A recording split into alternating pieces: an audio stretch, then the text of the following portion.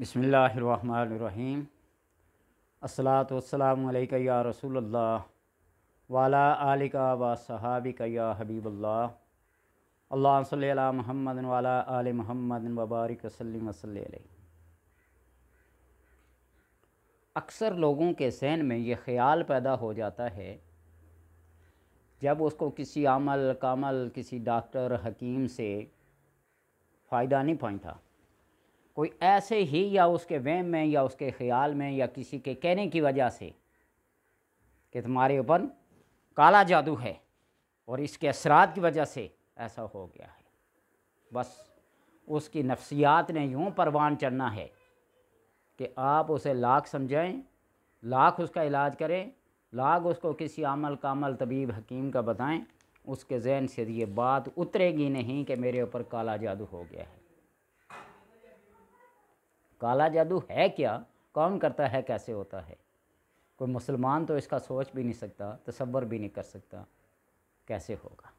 और फिर लोग अक्सर ये पूछते हैं कि आप काले जादू का इलाज कर सकते हैं, आप इसका तोड़ कर सकते हैं, या किसी ऐसे किसी आमल को, किसी हिंदू को, किसी ईसाई को, किसी बंगाली को, किसी ऐसे को जानते हैं जो इसका तोड़ कर सके?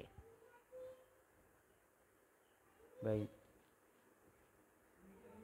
तोड़ नूरी इल्म से बढ़कर कौन सा तोड़ है? कौन सा इल्म कुरान से बढ़कर कौन सा वो कलाम होगा, कौन सी वो कलाम होगी, कौन सा वो इल्म होगा जो किसी काले जादू का तोड़ ना कर सके? और बाद लोग कहते हैं मेरा जादू एक्सपायर हो गया, बहुत पुराना हो गया है, अब इसका कोई हल नहीं, कोई इलाज नहीं। तो ये बात मैं दावे के साथ कहता हूँ, पूरे यकीन कामल के साथ कहता हूँ और करता भी हूँ। मैं एक हांडी के ज़रिए, लोग हांडी का नाम सुनकर परेशान हो जाते हैं, ये कौन सा इल्म है, कौन सा जादू है? लोग डर जाते हैं, सहम जाते हैं। लेकिन जब उनको अल्लाह की कलाम सुनाई जाती है ना कि ये पढ़ा जाता है, कोई थोड़े थोड़े मुतमईन होते हैं। जो बंदा इन नफ्सियाती अमराज का शिकार हो, किसी ने काला कर दिया, किसी ने पीला कर दिया, किसी ने सफ़ेद कर दिया, किसी ने ये कर दिया, अगर किसी चीज़ का एक नाम रख दिया जाए और वो नाम मशहूर हो जाए, मैं अक्सर ये पिंडी में रहते हुए ये मजाकन और हकीकतन भी कहता हूँ कि हमारे इधर पिंडी सदर में करीम समोसा हाउस बड़ा मशहूर है। जो आदमी वहाँ खाते हैं वो खाते हैं, टेस्ट है तो टेस्ट है, लेकिन शायद कि उससे ज़्यादा टेस्टी एक रेडी वाला क्या करता हो, बनाता हो, उसके हाथ में ज़्यादा जायका हो, लेकिन एक नाम मशहूर हो गया। तो इसी तरह ये काले पीले नीले हीरे फेरे का नाम मशहूर हो जाए ना, तो वो हकीकत ऐसी नहीं होती। तो इसलिए इसका तोड़ जैसा भी हो उस हांडी से किया जाता है।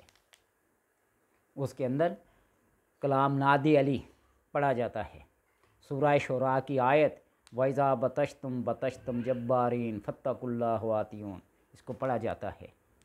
नींबू होते हैं, लड्डू होते हैं, गुलाब के फूल ऊपर से उतार के उस हांडी के अंदर रख कर पानी में बहा दिया जाता है। अल्लाह तबारक व तआला के करम से अगर जो समझता है कि ये इसका तोड़ है या ये इसका इलाज है, वो जिसे कहते हैं ना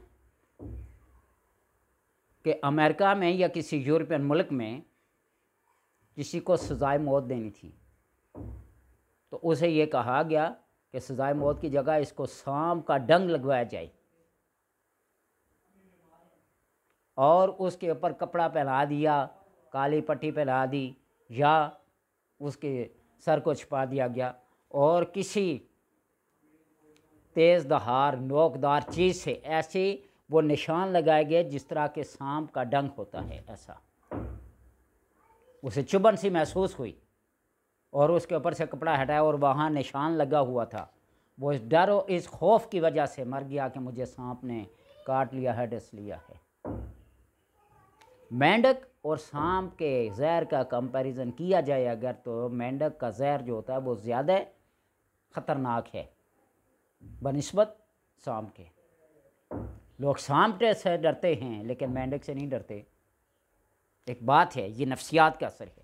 تو اسی طرح کسی کو فائدہ ہو یا نہ ہو، ایک ہانڈی لی جاتی ہے، اس کے اندر یہ نیمبو، یہ گلاب کے پھول اور یہ لڈو ڈال کر اس کو سر بند کر کے گہرے پانی میں چھوڑ دیا جاتا ہے، اور اللہ تبارک و تعالیٰ کے کرم سے یہ بات ہوتی ہے کہ اس کے سارے اثرات، یا وہ جادو کے ہوں و جو جنات کے ہوں، وہ کالے ہوں، وہ نیلے ہوں، وہ پیلے ہوں، یہ بات ہے کہ اس کے نفسیات کے اثر کو دور کرنا ہوتا ہے۔